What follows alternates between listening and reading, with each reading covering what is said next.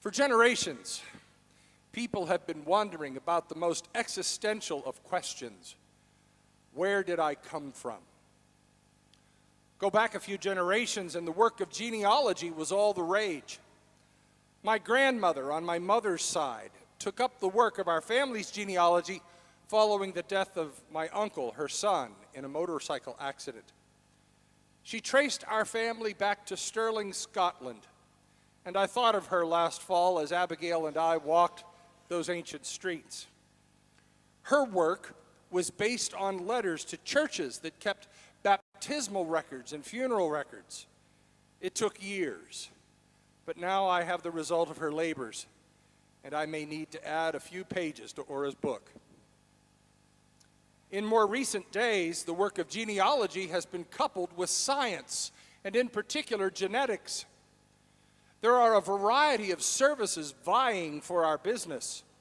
For most, you swab the inside of your cheek, gather a few of those cells, and then send it off for study. Then in a few weeks, they send you back a report that tells you your genetic makeup based on race, ethnicity, and region of the world. The ads are on television all the time. My favorite is the fellow who was raised all his life to think he was from Germany, when in fact his family was predominantly Scottish. He tells us, I traded in my lederhosen for a kilt. Now, having some experience in this area, this was not necessarily an upgrade. I can assure you that lederhosen are far less drafty than kilts. But people are amazed at their background, especially those who are surprised at the results. Some people are astonished to discover that their family tree has grown in some rather unexpected soil. Some of the traditional family stories are being re-edited because there are branches of the family tree that no one knew about or perhaps talked about. Many have been startled and staggered to discover aspects of who they are that they've never heard before. In the passage from the first letter of John that serves as our principal lesson for the day, we are invited to receive a report. The first century inquiries into those early believers and their identity was the subject of the report, and the letter writer says, "See what love the Father has given us, that we should be called children of God. And that is what we are. Children of God. A new creation. A new identity. A new self." That report must have startled them. Children of God? How did that happen? When did we ever have a God in our family? I thought Mother's family was from Gaul. Even if genetic testing had existed back then, this designation would never have shown up. It's not genetic or hereditary or transmissible from one person to another. It's not innate, nor inborn, nor native to the human condition.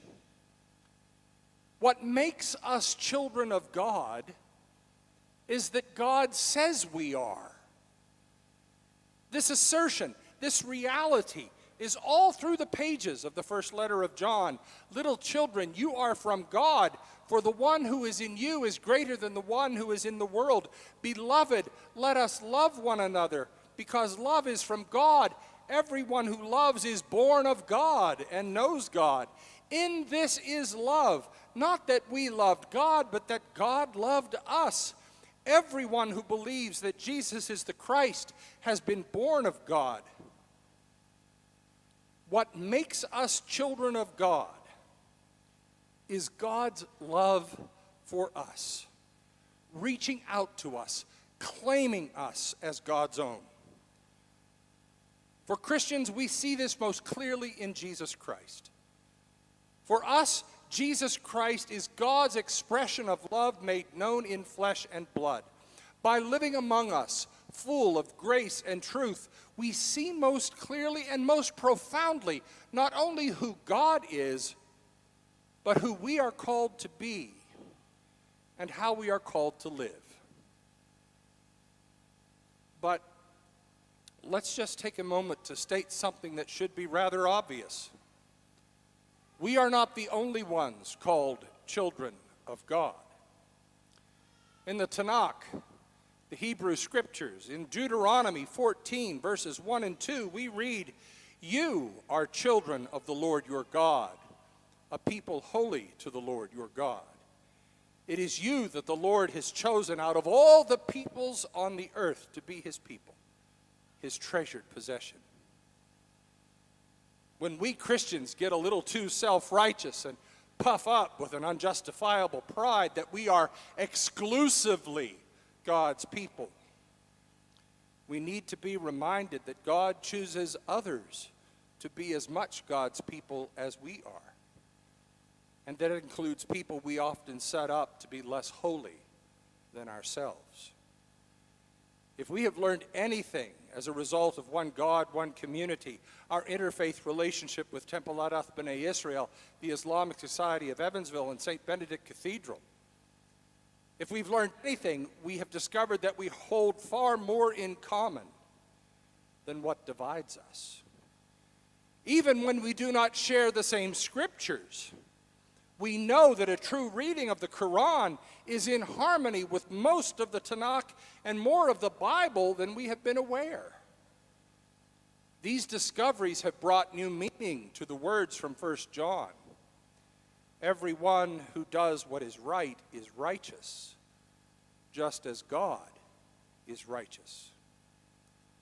Christians, Jews, and Muslims are children of God, though we view God through different lenses and traditions.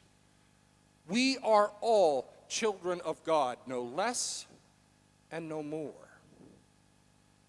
Hear it one last time, this time from the New International Version. See what great love the Father has lavished on us, that we should be called children of God. And that is what we are. So, if you're in God's family, just as in every family, there are some rules, some policies, some practices that must be observed. When I am doing premarital counseling, one of the first things I ask the couple is when, in their family of origin, they open their Christmas presents. I ask this because the answer can be a deal breaker. How many of you open your Christmas presents on Christmas Eve? How many of you open them on Christmas Day? How many of you are lucky enough to celebrate Hanukkah and get a gift every night for 8 nights? Anyone celebrate Eid and you get new clothes at the end of the month of Ramadan? For Christian couples, whether you open Christmas gifts on Christmas Eve or Christmas morning is usually one of those unwritten rules or practices observed by the family which must not be broken. And if one of the couple is a Christmas Eve opener and the other is a Christmas morning opener, well, we get that worked out pretty early, because everything else the couple faces will be a piece of cake once the Christmas gift opening issue reaches an amicable conclusion. Now, in the family of God, there are a few such rules and a few practices that must be observed. And the author of 1 John sets a pretty high bar. No one who abides in God sins. So if you are in the family of God, there's no sinning. How's that going? Are you living without sin? Have you reached perfection since last Sunday? We all know it's impossible. We aren't perfect people, and we need not point out the imperfections of others to justify our own. What 1 John seems to be telling us is that to sin is not to live with love for others. It's not about the big or the little sins that trip us up. it's more about the lack of love. The Greek word is agapon, the root of which is agape, which means a self-sacrificing love, not unlike God's love for humankind. 1 John wants us to know that the sin that divides us from God and from each other is the lack of self-sacrificing, self-denying love. When we fail to love God and neighbor, when we fail to seek the best for God and neighbor, we commit the most grievous sin of all. When we fail to live with a love that seeks the best for another, when our needs are more important than the needs of the people around us, when we fail to respect and value the other members of the family, biological and spiritual, we have failed to live up to our new name, child of God. This love living is what we are called to as children of God and members of God's household. This self-sacrifice and selfless approach to life, an approach that some may not understand, is the hallmark of the people of God. This is who we are called to be. Child of God. That is our new name. We receive it in our baptism. It is directly connected to Christ's death and resurrection. It is a calling to a new life and a new way of living. It means living as the Easter people. And no matter which service you choose, and no matter how much you pay, it will never show up on a genetic test. We are children of God, part of God's family. Not because we say we are, but because God says we are. And we are not alone. So let us live as the Easter people. And let us live the law of love. Love for God and love for one another. For now and evermore. Amen.